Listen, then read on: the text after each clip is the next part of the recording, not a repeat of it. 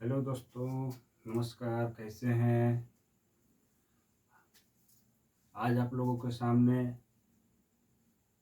रीतिकाल या उत्तर मध्यकाल के बारे में कुछ इम्पोर्टेंट बिंदु को मैंने लिख रखा है। उसी को आज हम आप लोगों के सामने बतलाने का प्रयास करेंगे, समझाने का प्रयास करेंगे, जो हमारे बीपीएससी एग्ज़ाम के लिए बहुत ज़्यादा ही महत्वपूर्ण होने वाली है। सो दोस्तों, आप लोग धैर्य बनाकर शांतिपूर्वक एक एक बिंदु को समझेंगे और उसको कॉपी पर लिखेंगे। तो दोस्तों, बिना देर किए हुए हम टॉपिक को शुरू करते हैं, ठीक है ना। रीतिकाल या उत्तर मध्यकाल। रीतिकाल या उत्तर मध्यकाल इसी को कहते हैं।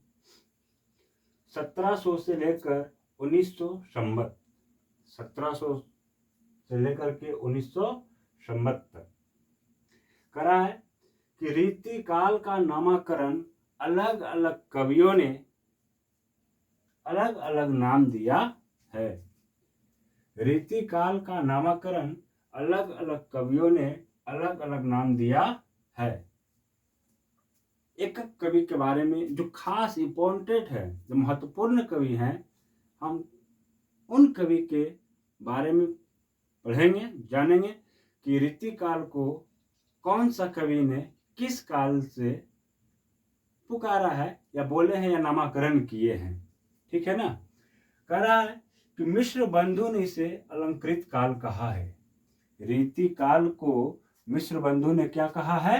अलंकृत काल कहा है। रामचंद्र शुक्ल जी ने इसे रीतिकाल कहा है। रामचंद्र शुक्ल जी ने इसे क्या कहा है? रीतिकाल कहा है। जबकि मिश्र बंधु ने इसे क्या कहा है? अलंकृत काल कहा है।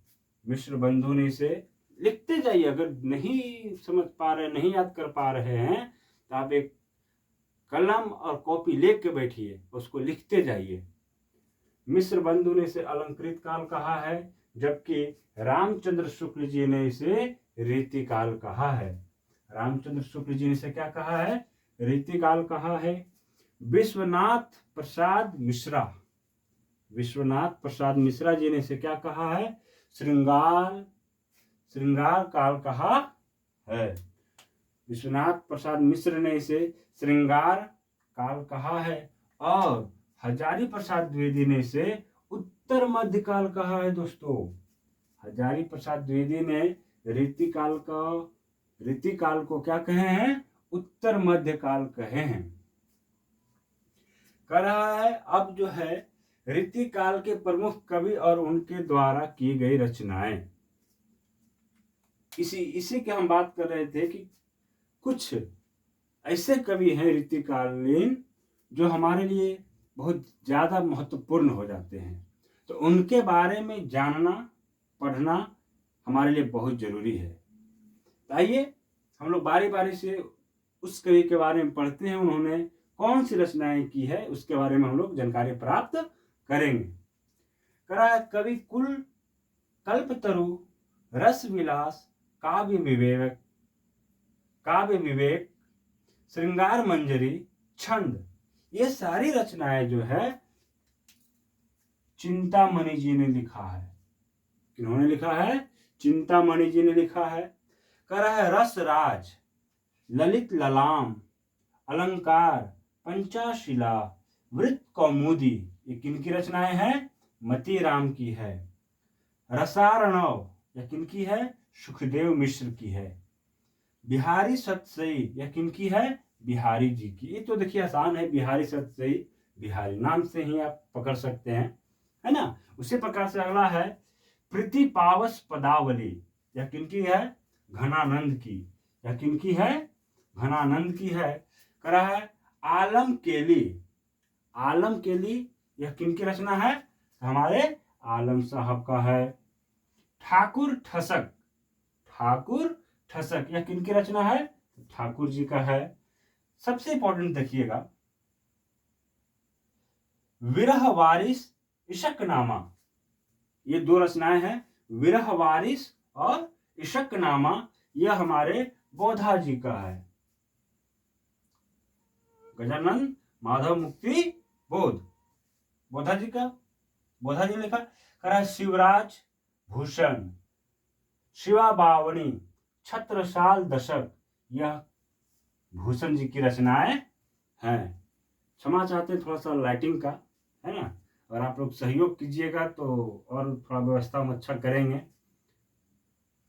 इसलिए जितना हो सके ज़्यादा ज़्यादा वीडियो को शेयर कीजिएगा, लाइक कीजिएगा, चैनल को सब्सक्राइब कीजिएगा और कमेंट करके बताइएगा ज़रूर किस टॉपिक पे आपको और जानकारी लेना हो, ताकि उसमें हम मेहनत करें और आपके सामने जो हो सके हम प्रस्तुत कर सकें, है ना, जिससे आपको बेनिफिट मिल सके।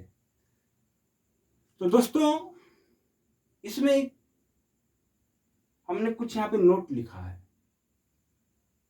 जो कि हमारे लिए बहुत महत्वपूर्ण हो जाता है। कह रहा है भूषण, हमारे कवि भूषण जो हैं, कह रहे हैं कि भूषण जो है वीर रस के ऋतकालीन श्रृंगारिक कवि माने जाते हैं। भूषण जी को हम लोग वीर रस के ऋतकालीन, चूंकि हम लोग ऋतकाल पढ़ रहे हैं ना, तो भूषण जी को ऋतकालीन श्रृंगारिक कवि माने जाते हैं। और चिंतामणि को रामचंद्र शुक्ल ने ऋतकाल का प्रथम कवि माना है। वेरी वेरी इंपॉर्टेंट, इसको लिख लीजिएगा। भैया चिंतामणि को रामचंद्र शुक्ल ने ऋतकाल का प्रथम कवि माना है। आपसे एग्जाम इस तरह से पूछ सकता है कि चिंतामणि को ऋतकाल का प्रथम कवि किसने माना है? तो आराम से हम लोग अगर पढ़ेंगे, याद करेंगे, याद रखेंगे तो ऑप्शन से छाट लेंगे, रामचंद्र शुक्ल जी ने कहा है। तो दोस्तों, हमारा नया नया चैनल है learn with Ajay sir, learn with Ajay, है ना, आपको इतना ही मिलेगा, लर्न विथ अजय। हम लिंक शेयर कर देंगे। जितना हो सके अधिक से अधिक वीडियो को लाइक कीजिए, सब्सक्राइब कीजिए। और अभी ये टॉपिक समाप्त हुआ नहीं है, इसके बाद और इसमें है जो कि हम आपको बहुत जल्द नेक्स्ट वीडियो में देने वाले हैं। दोस्तों बहुत बहुत धन्यवाद, शुक्रिया।